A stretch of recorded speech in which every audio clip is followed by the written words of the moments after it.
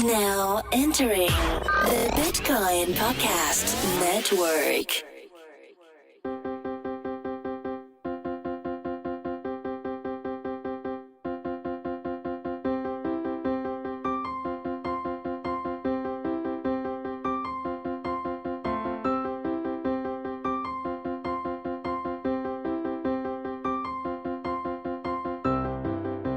Today's episode is brought to you by KeepKey, the easy, safe, and simple way to protect your Bitcoin, Ether, Litecoin, and many other digital assets.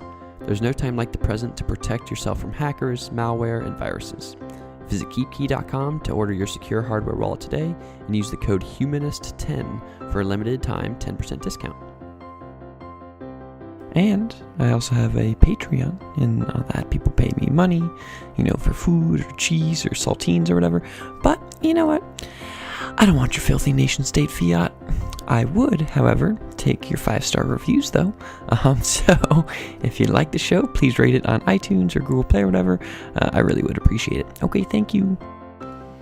Hello everybody. In today's episode, I chat with Joseph Lubin, the founder of ConsenSys. And just as a quick note, my intro here is a little bit long. It's about 10 minutes because there's lots of philosophical juiciness. And then Joe, for the first 5 minutes or so, talks about kind of his founding story with ConsenSys. And then after that, we kind of dive into the meat of some of this stuff. So we talk about kind of three main things. At a high level, we're speaking from this transitional lens, which is essentially the idea that you need a different lens when you're in a time of macro transition, a different lens to view and understand the world. And right now, we are in the midst of the information revolution, so we need a different lens. So we need this transitionary lens. And when we use that, we can kind of apply it in a couple different ways. One, you can think of the institutional economics, so it's like the Coasian theory of the firm stuff, how these institutions kind of co-evolve with each other. And Joe talks a lot about how blockchain is based on this trust infrastructure and how that's key to the blockchain as an institution evolving. The second piece that we talk about is what are the myths that kind of wrap around these new institutions. What are the stories we tell? How do we legibilize these things? And Joe talks a lot about the story behind ConsenSys, or in Ethereum and blockchain, how there's this world computer and the Web 2.0 versus the Web 3.0, which is a really good meme. And he also talks a little bit about the difficulties in telling this story. Both when you kind of see the big picture, it's profoundly transformational, and so that's difficult to convey that. And then B, we're dealing with money as a core primitive, and so that when that money is attached, it's both difficult to talk about the transformational thing around money because we're so used to it in kind of the nation-state fiat way, and then also it's difficult because it's connected. Money's connected to financial markets and greed and things of that variety, so that makes it difficult as well. So in addition to the institutional economics piece, and then also the myths that wrap around those new institutions, we also chat about how he's kind of instantiating these things within ConsenSys. So this is their, holocratic bottom-up structure they call meshocracy, how they dog food things, how they wrap everything in APIs, kind of Amazon style. And one interesting note he makes is that how it's becoming, ConsenSys is becoming more permissionless, more open, more free. It's becoming kind of fuzzy what a ConsenSys project is, where you have ConsenSys Ventures and Token Foundry and ConsenSys Diligence, and then maybe your company that gets funded through those things and then uses some of the infrastructure like Infura or MetaMask or Truffle or whatever, and then also maybe you actually start to integrate things like OpenLaw or use Gitcoin for bounty. So there's kind of this ecosystem that he's building, that ConsenSys is building, it's making things fuzzy in terms of where the mesh ends and the ecosystem begins. So those are the things we chat about. I want to take a high-level note on a couple different points here before we begin with Joe, though. The first is that, Joe and I are talking about how the future's not evenly distributed yet, and he's talking about this awesome new world that can exist, where you can work on the things that you're excited about and aligned on, and how he talks about, hey, you can go and make music or build rockets to go places or whatever. And I think that's true, and that's our long-term great outcome, that kind of self-actualization. But I actually think, and it's not like he makes a big point of this, but I want to push back on it and say, hey, that kind of self-actualization is important, but the more important kind is the helping others kind, and where you also try to get others to self-actualize. So this is to say that when you yourself feel like you have enough, when you feel like you've made it to when you're living your best life, when you're living your good life, then your main goal at that point should be to really help others self-actualize and remind yourself how not everybody in the world is where you're at, and to kind of push money back into the ecosystem to do that. So, that's the kind of self-taxing mindset. So that's the first piece. The second piece is this piece about speed. So again, this is connected to, Joe and I are talking about this new world in which, trust is kind of abstracted and becoming abundant, in which, these permissionless, fast ecosystems that are interoperable and fluid, and how capital itself is kind of becoming abstracted and abundant as well. And that is all true, and I agree with him. And the thing, though, is that if you're claiming that progress, and Joe and I talk about this to some extent, but if you're claiming that progress itself is becoming abundant and that change is becoming abundant, then that necessarily means that stability is scarce, right? And this is something I think a lot of the kind of new age progress types don't acknowledge at all. Like Steven Pinker and Enlightenment Now, or Matt Ridley with The Rational Optimist. They're saying, hey, look at how much abundance we have, look at how much progress we have. And I agree with them on that point, and I totally agree. But if you believe that we have so much abundance and we have so much progress and we're making so much change, and that things are getting faster, then you also, very connected to that, is that things are moving kind of too fast almost, and that things are becoming, that stability itself is becoming scarce. So this is one of these macro transitions from something that's abundant to something that's scarce, or rather, when something that was scarce, aka progress, the rate of change, that was scarce, now it's becoming abstracted and becoming abundant, and that makes a different thing scarce. The next thing scarce. What is that next thing? It's going to be stability. So that's the point. If we have abundance, then stability is scarce. So the final piece here is two notes on freedom that I think are kind of interesting. The first is that, Joe's talking about how money makes this story kind of difficult, and how, money is both foundational, it's also connected to greed. And I also think it's this massive opportunity when we have this kind of new kind of freedom, now that we have released the constraints around money, and now it's no longer kind of always nation state fiat, but rather there's a market for money itself or whatever. And that's cool. And I think that this idea of things becoming free or abstracted away happens a lot in crypto. And I think for a lot of kind of my friends in the crypto industry, they're feeling this themselves, where they are, their lives are ones where they feel like they have enough money, they feel like they can travel a lot, they feel very aligned with their work. And the difficult thing becomes, once you start having all the options, once a lot of constraints are taken away, then you yourself have to kind of make the choice for what you do. And this is then where you go and you get texture on yourself, you do self-understanding, then you kind of align yourself with the world. And that's been kind of a difficult process for a lot of my friends in crypto, is saying, oh man, I have all this freedom, what should I do with it? And so I think that's similar, that kind of freedom is similar to the freedom that we're going to experience with money, which is where we say, hey, we no longer have these constraints that we've had in the past. What should we do with this new thing? And that middle time is kind of unstable and uncertain, but hopefully we'll be able to kind of migrate to and iterate towards a global maximum here. That's one piece on freedom. The other piece on freedom is, Joe talks about how this fuzziness, where the mesh is kind of being decentralized into the ecosystem through permissionless structure, and I agree with that. And that's kind of building on top of this trust layer that they're making. And the thing that I just want to connect this to is a lot of the work that's been done already around this kind of permissionless, open and free infrastructure, and that's pushed by what they call like the open community. This is Mozilla, Creative Commons, Wikimedia, and they are thinking, that group is often associated with kind of like left-wing, maybe like progressive types.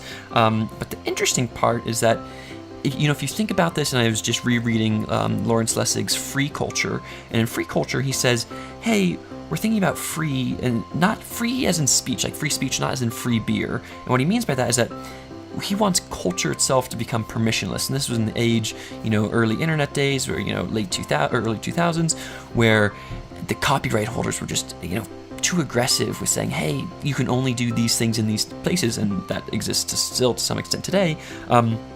And if you have, and so what he says, though, that's funny with that is like, if we want this free culture, aka a permissionless culture, that's essentially the same argument, and he says as saying you could replace culture with market. So he's also arguing kind of for like a free market, or a free or a permissionless market.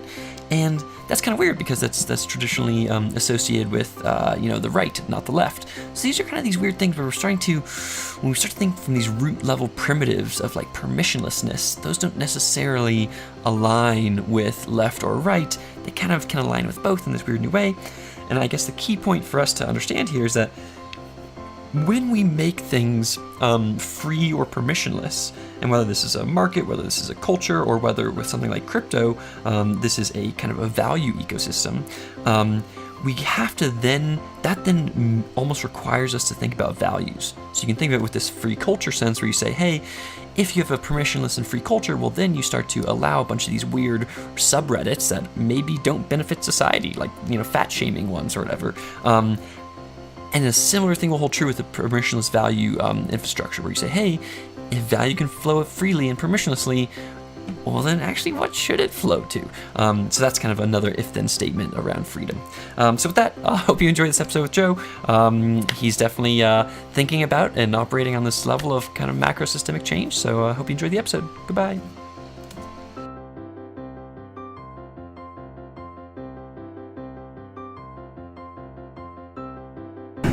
Okay, hello everybody. My name is Reese Lindmark, and you're listening to another episode of Creating a Humanist Blockchain Future. In this podcast, we take a systems thinking approach to doing good in the world. We have a couple different series that focus on different system scopes, and today we're focusing on Series A, macro systems, where we ask the question, where are we as humanity headed? And I'm very happy to introduce Joe Lubin today to chat about that. Joe is was the co-founder of Ethereum, and then founded ConsenSys, a company building the infrastructure, applications, and practices that enable a decentralized world. Joe, thanks for being on the show and welcome. Hey Reese, how you doing? I'm doing well. Excited to chat. And we're in Joe's office right now, and in ConsenSys we turned off the AC, so it's going to get hot as we do this episode, but we'll make it through. So first, before we go kind of macro philosophical, Joe, could you just give our listeners an overview of what is ConsenSys? About a year into the Ethereum project, we were getting close to releasing version 1 of the Ethereum platform, and there weren't a lot of people building at the application layer. So I started talking to a bunch of people, gathering some people together to start building. We did make some early attempts at an accounting system and an app store, a bunch of different applications, proof of existence, and we realized it was very hard to build decentralized applications, essentially with no developer tools on a platform that wasn't yet released in an ecosystem that didn't exist. Yeah. So the person who was building the App Store, Tim Coulter, was in parallel starting to build scripts and other kinds of tools to make his life a little better, and other people started using that, and that grew into the Truffle suite, which is seen, I think the core product has seen about 700,000 downloads at this point, and the other elements are also pretty heavily downloaded. We hooked up with Aaron Davis early on. Back then, if you wanted to release an application for your consumers, for your customers, you would basically say, here's the URL. Go to the Ethereum website, please download the client. Depending on your computer, please spend 8 hours or 3 days syncing the blockchain, and at that point, via RPC or IPC, your web or our web application will run on your version of Ethereum. And so that wasn't obviously tenable for building a decentralized application platform. But those were the baby steps that had to be taken. Aaron Davis assembled a brilliant team and put together MetaMask, and they've got millions of people using that to release applications and use applications. In-house, we started putting together infrastructure to enable all of our different projects to have test networks, and that evolved into a project called Infura. We soon, I think in Shanghai at that Ethereum conference, I believe that was the first time we externalized it for non-ConsenSys developers, and it turned into a service, an ecosystem infrastructure service. So on Ethereum, we have around 1 million transactions per day, which are basically writes against the public world computer database, but when you're building applications, you do much more than just writing to a database. So those million transactions are around 80% of the volume of the entire blockchain space. but there are many reads, and you don't need to go directly to the blockchain for those, and many other kinds of queries. And Infura handles somewhere between 8 and 10 billion of those queries a day, which is about twice what Google handles, believe it or not. So when you're sitting there refreshing CoinMarketCap or something like that, a lot of that is... Which we don't do. We don't do that, no. Okay. So at the beginning, as you said, I mean, it was a crazy thing at the beginning of ConsenSys where you start to see, hey, we need to start building on this application layer. And as you start to do that, you're trying to build these applications. You're like, well, that is really tough too. So we just need to build stuff kind of in between those two layers, a bunch of these developer tooling things, MetaMask, Truffle, and Infura, which are all incredible pieces of the Ethereum ecosystem. That's the really foundational stuff. And we were involved in building the Java client and the Haskell client. We've got a new Java client called Pantheon, which it's syncing to, I think, 5 major releases of Ethereum right now, and should be pretty rock solid and synced by DEF CON. Other really important elements are things like Uport. We realized early on we needed ways of signing into decentralized applications, and username and password were non-starters, really. And Uport's done a brilliant job of trying to understand the subtleties of identity in 2018 on decentralized systems. It's currently used as single sign-on for different applications. It's being used in Zug in Switzerland by citizens to access government services, and they just ran a vote, sort of experimental vote, so that's pretty exciting stuff.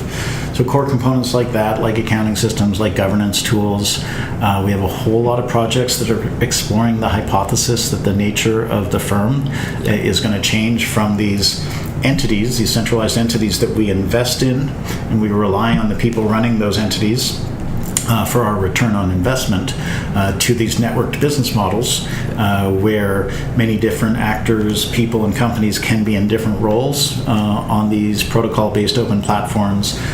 We log into those things via our self-sovereign identity. Uport could be one of those that you use, and essentially in those systems there isn't the opportunity or the likelihood that a major actor will be in the center, the intermediary, the facilitator, the way a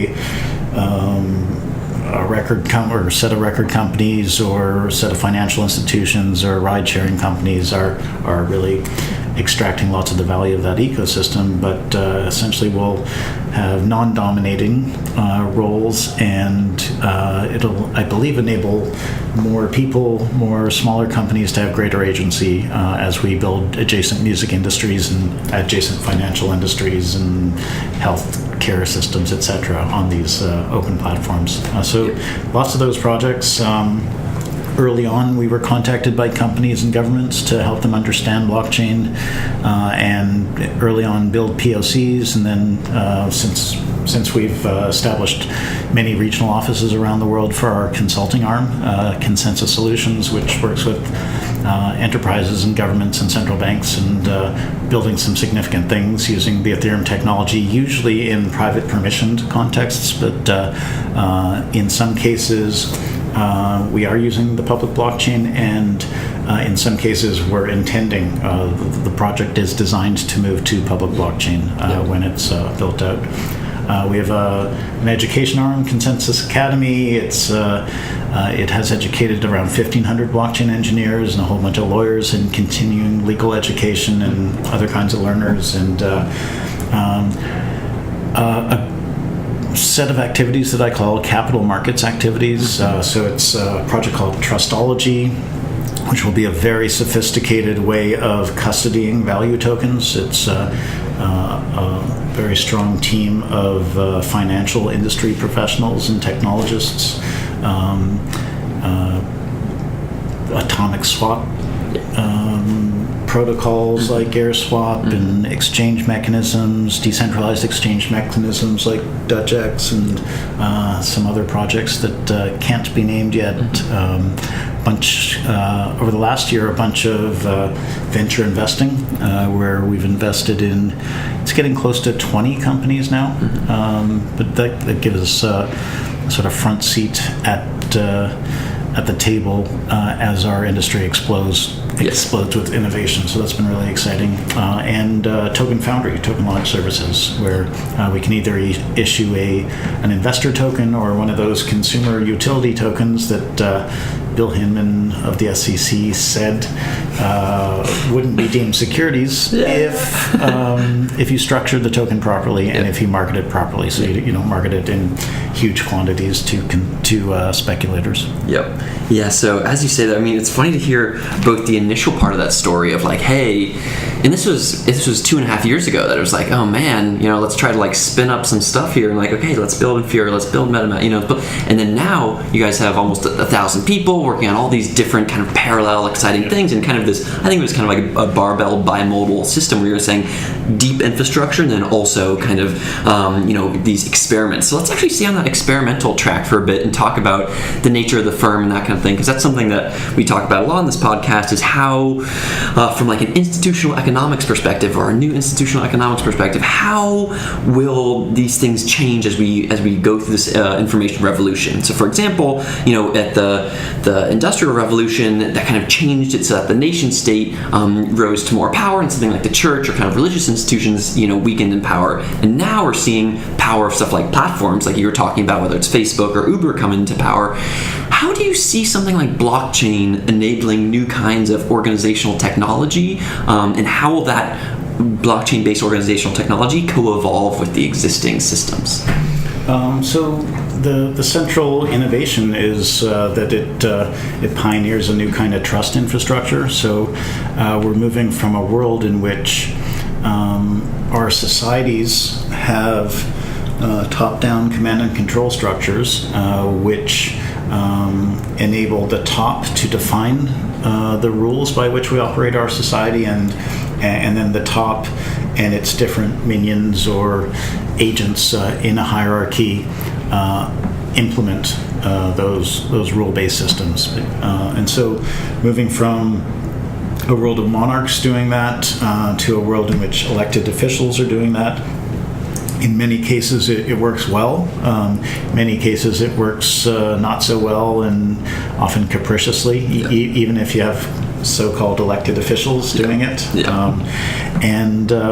So we're moving from that subjective trust and capricious implementation to automated trust and guaranteed enforcement or implementation. And that can happen at the level of laws of a nation state. It can happen at the contractual level, where you've got legally enforceable agreements on a blockchain. We have a project called Open Law, which is doing really brilliant things, enabling hybrid blockchain-based legally enforceable agreements.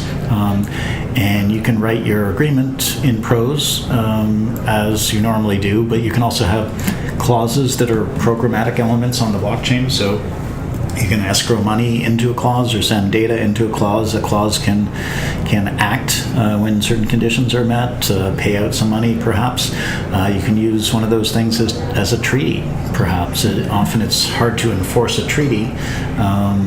Things break down and you go to war, or economic war or some other war. Yeah. But if the different parties were forced to escrow some value into a treaty, maybe they'd be a little bit more enforceable. Yeah. So this new trust layer will enable us, often competing entities, to find easier ways to collaborate, to much more fluidly transact with actors that we don't trust, actors we compete with, actors we've never even met around the world in lending platforms or insurance platforms or whatever. And so moving the infrastructure from siloed walled garden systems, which was necessitated by the database technology of the past, to shared infrastructure, which is facilitated by essentially the new blockchain database technology.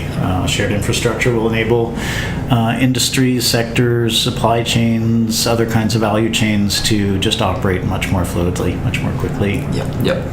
So I love all of that, and I agree with you in saying that the be that the trust is the key underlying element here, this primitive of trust. The thing that I might push back on is I feel like, and this is something that you've talked about in some of your other talks, where you say, hey, we have this new kind of more fluid, more interoperable world based off this layer of trust, and that's part of this macro transition, towards like the abundance of trust. And you say something like, and we're going to have the rate of value compounding events or value events will compound, will happen more and more quickly. That's related to the fact that we're moving from this old analog frictional infrastructure that's filled with delays, where the foundational elements of our society are written on pieces of paper in inks and rubber stamped, and there's subjective jurisprudence that incarcerates people with force, and so every transaction involving those foundational elements clears and settles over way too much time, basically. Yeah, totally. Hours, days, weeks, whatever. But these foundational elements are money, their identity, their elements of reputation, their certificates, government, educational, whatever, their legally enforceable agreements. All of these we've already implemented in natively digital form on Ethereum. Totally. Every single one. And so as we start to build much more mature, much more sophisticated systems, any transaction involving those things can clear and settle in the instant of the transaction. You don't need complex reconciliation systems because you've got 11 different databases that are saying different things and wrong things about the same transaction. Yep. And so I think what you're hinting at is that when you squeeze all the delays out of your economy, out of your transactions, clearing and settling in the instant of the transaction enables us to compound value creation events much more closely in time. Yeah. And as we know, with the power of compounding interest, you want to do that a lot, and you want to do that as frequently as you can. And I think that'll be a tremendous growth driver. And I agree. And I think you said it all very well there. And that compounding value events thing. I think in sometimes in the past you've talked about we're going to transition toward closer to like a worlds of abundance, because if we have more value, then we'll be closer to abundance. But the thing that I want to get your take on is, I'm a little bit worried that we might go too fast, that we might be a little bit too fragile, that our connections will be too fluid. Everything's going to be on internet time, that we're too interconnected, that the old power structures are going to, get taken by these new underlying, new bottom-up power structures too quickly. Are you worried about that fragility piece at all, or how do you think about that? Well, it's definitely complicated being sort of linear beings living in exponential times. Exactly. We're bumping up against our ability to process information effectively. Exactly. That's been happening for a couple decades already, and we're evolving, mostly because we're building better and better tools, but it's definitely really hard. I don't know about you, but I have to constantly reprioritize what I can pay attention to, especially as our company grows, as our ecosystem grows, and I need better tools and need lots more amazing people handling stuff that I used to do. So I think it's about tooling. I think we're going to get to a point where we operate better in collectives.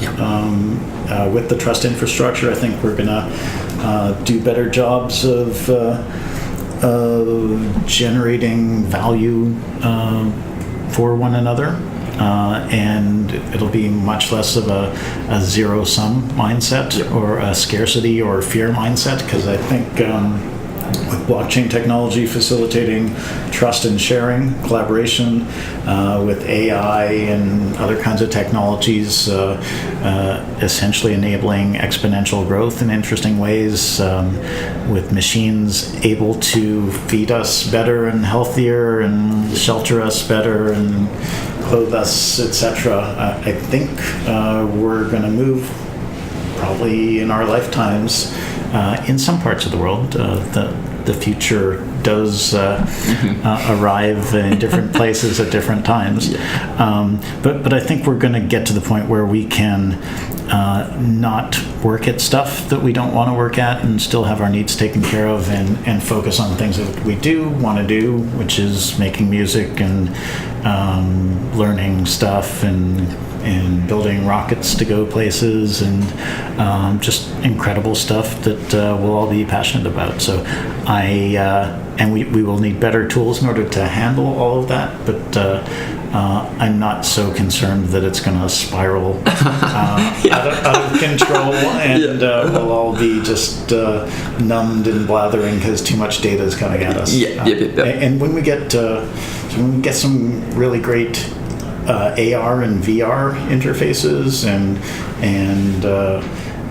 brain-computer interfaces, I think we're going to be able to process information in categorically different ways from how we are now. Yes, 100%. So I agree with a lot of what you're saying there. I think long-term, the hope is abundance, and I think we'll see what this. I think we clearly have differing instincts around the fragility piece, and the other thing, the weird thing without fragility is as I think your first key point was the key one, which is that we're linear beings living in an exponential time. We can't even understand what it's going to be like. So we'll deal with that if and when it happens. Ultimately, if you're an idealist, an optimist, you're like, bring it on. Yeah, exactly. Let's do this thing. If you're not one of those people, there are so many things you can point to that are terrifying. Yes, exactly.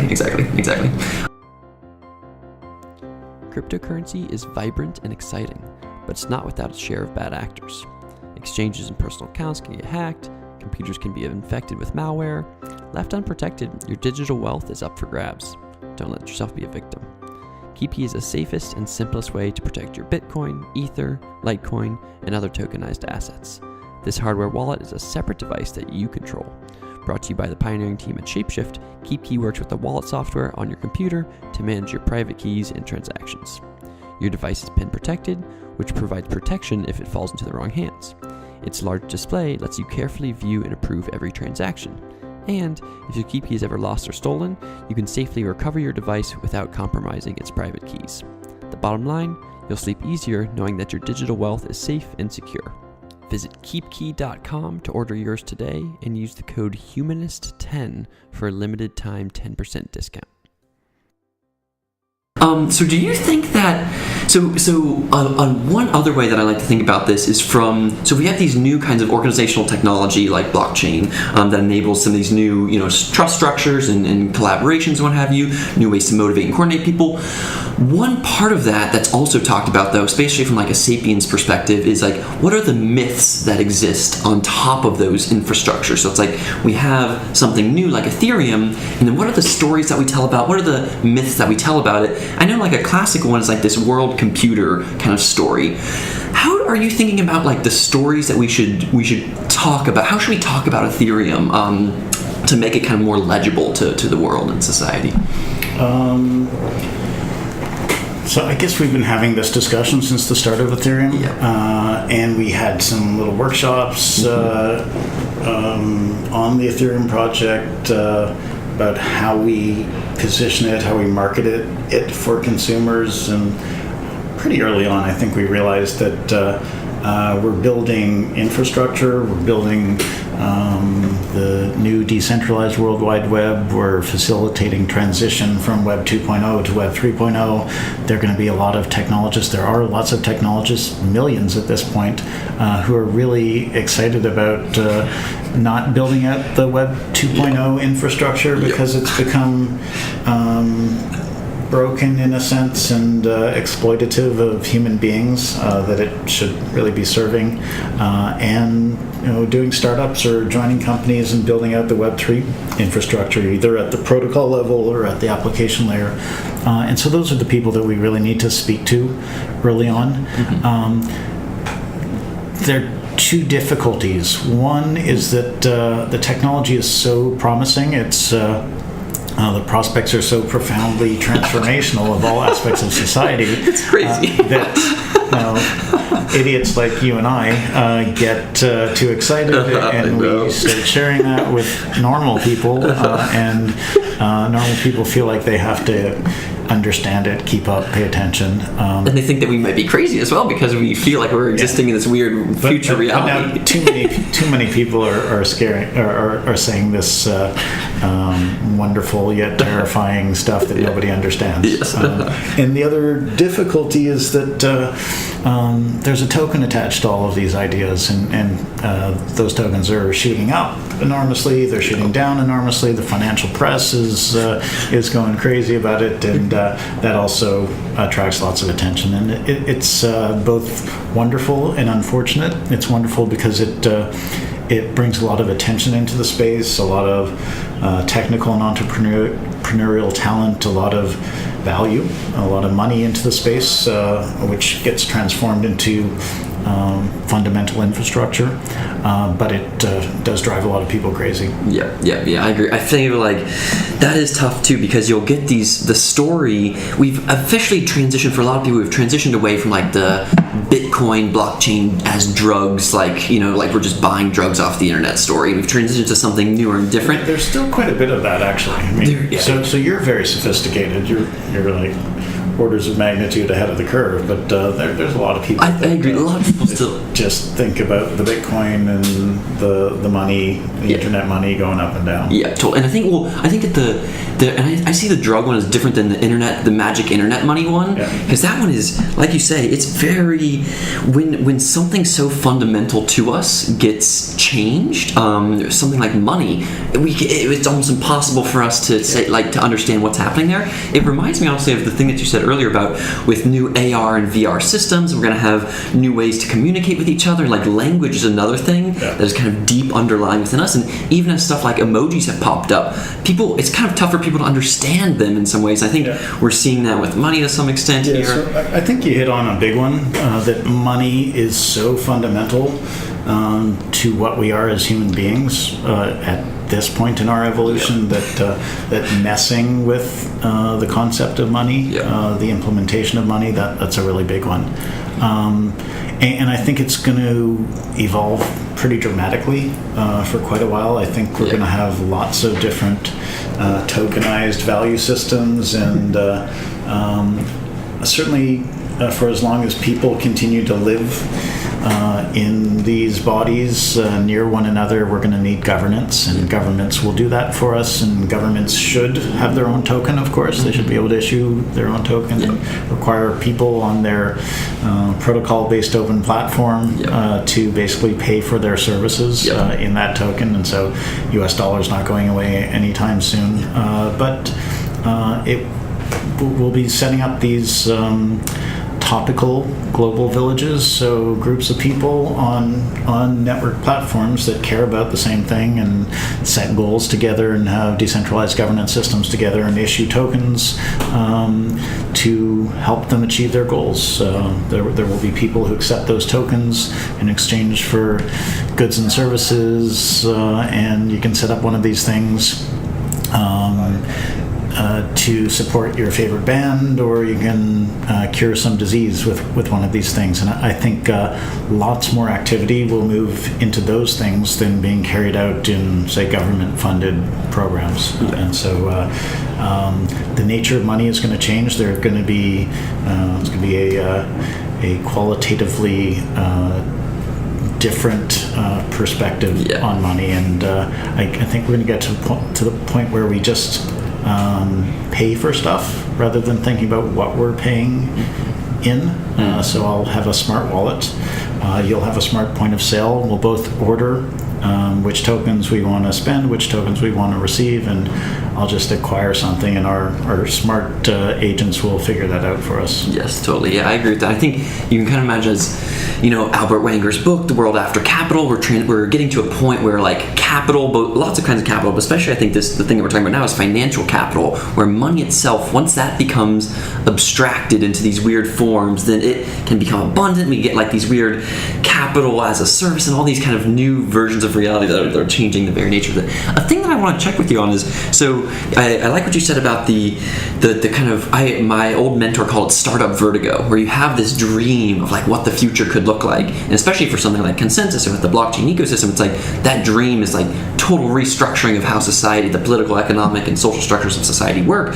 That is crazy. And then you also have your day-to-day stuff, like, we're in this room and the AC's not on, it's kind of hotter, so you have this funny difference between those two things.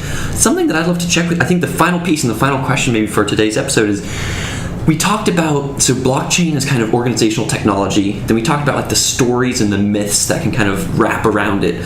Another piece here is the kind of organizational design that exists with new blockchain-based companies. And so, for something like, firms exist in a given way, something like platforms exist in a different way, something like Uber has a certain kind of way that they treat their both employees and drivers and whatever. For you at ConsenSys, you guys have done a lot of great experimental work around these new kinds of bottom-up, teal, holocratic, meshocracy kind of organizations. Tell us a little bit about what that experiment looks like, and especially, I think, for other blockchain listeners, what advice would you give them as they're trying to kind of decentralize and kind of change their structure to be more bottom-up? Sure. So I don't know if we're qualified at this point yet to give advice, but we certainly have done a lot of work on creating meshocracy. We call ConsenSys the mesh, a mesh of different projects and companies, and riffing off holacracy. We use that term. So we take decentralization seriously. It wouldn't make a lot of sense to build a hierarchical top-down command and control computer software company, and we do lots of other things too, that's based on this new decentralizing technology. So we also had the thesis that because information is so fluid, because entrepreneurs are so capable, barriers to entry to putting a startup together are so low, and now that we can tokenize projects and fund things with capital from around the world, they've gotten even lower. That it just doesn't make sense to try to stand up a big monolith like a Google or an Apple anymore. So the thesis going into this was that we would be, instead of setting up a project that would be run by a department, and those people would be employees of the corporation, they would never own the product that they built. We would do our best to enable every project, so product project, to have a chance at externalizing, become their own legal entity.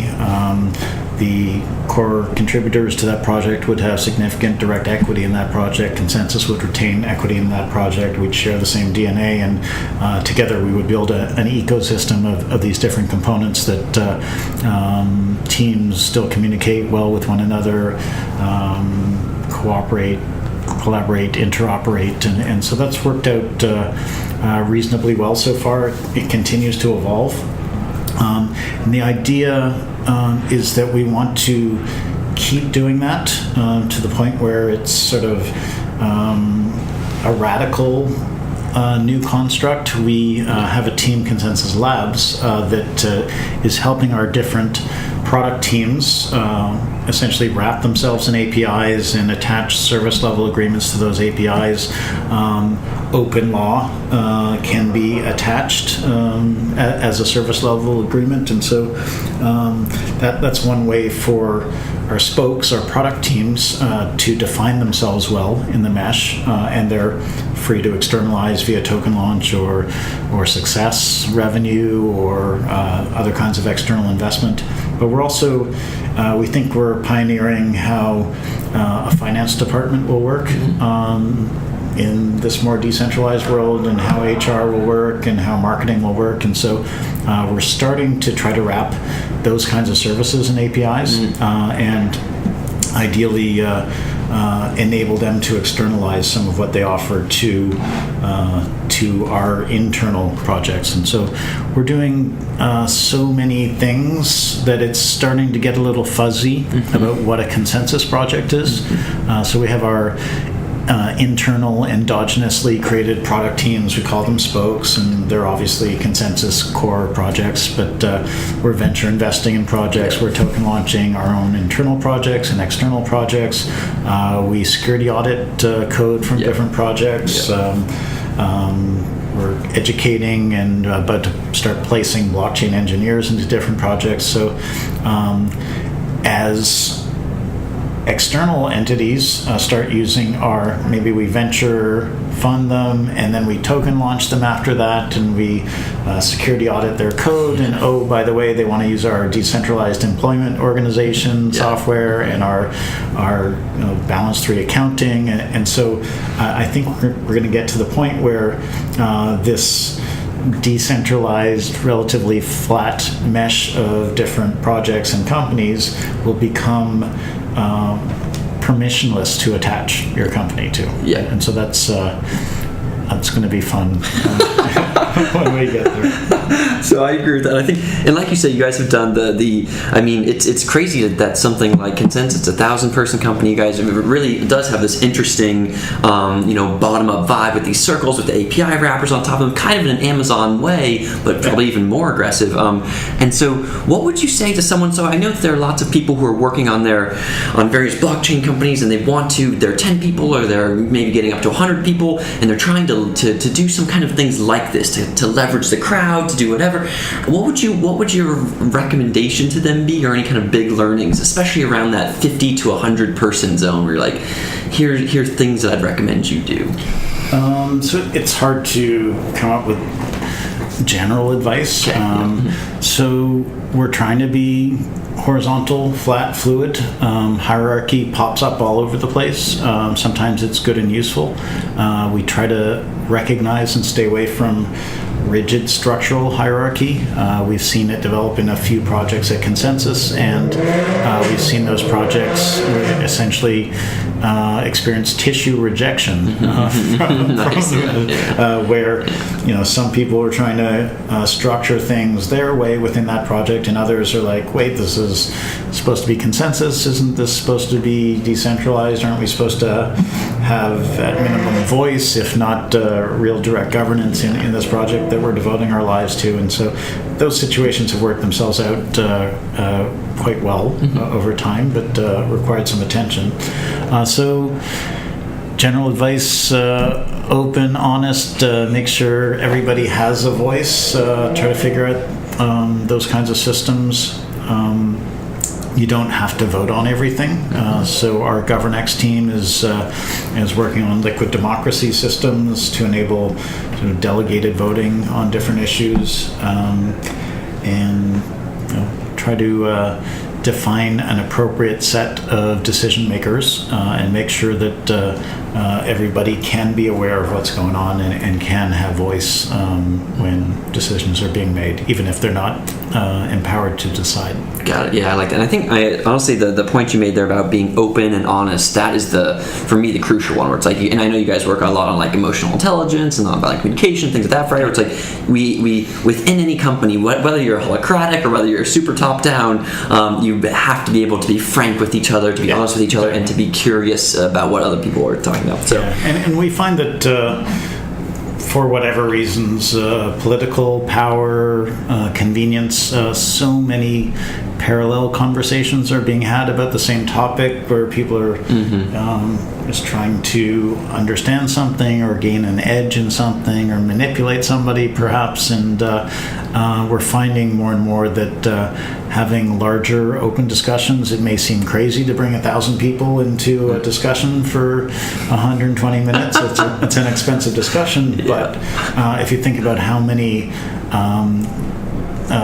little 2-person or 3-person discussions that sidelines, and how you can feel free to, and I think people are free to ask anything in those open town hall contexts, know that you will be heard, know that you won't be suppressed in your expression, and know that as we talk through these difficult issues, everybody is on the same page, or at least hears the same words. They may process them differently, but I think that's actually the most effective way for us to come into sync. So we're starting to do that more and more, either company-wide or in sizable but more focused groups. Yeah. 1,000-person meeting, that's a big one. So with that, Joe, thank you so much for your time. If you're listening to this, if you go to ConsenSys.net, you can go check them out. They're hiring for lots of various positions and lots of various interesting things, especially if they're both on the coding side, on the non-coding side, in the United States, but also all around the world. You can work remotely, whatever. It's very fluid, as we've heard. So definitely check that out. And then, Joe, how can they find you on like Twitter, for example?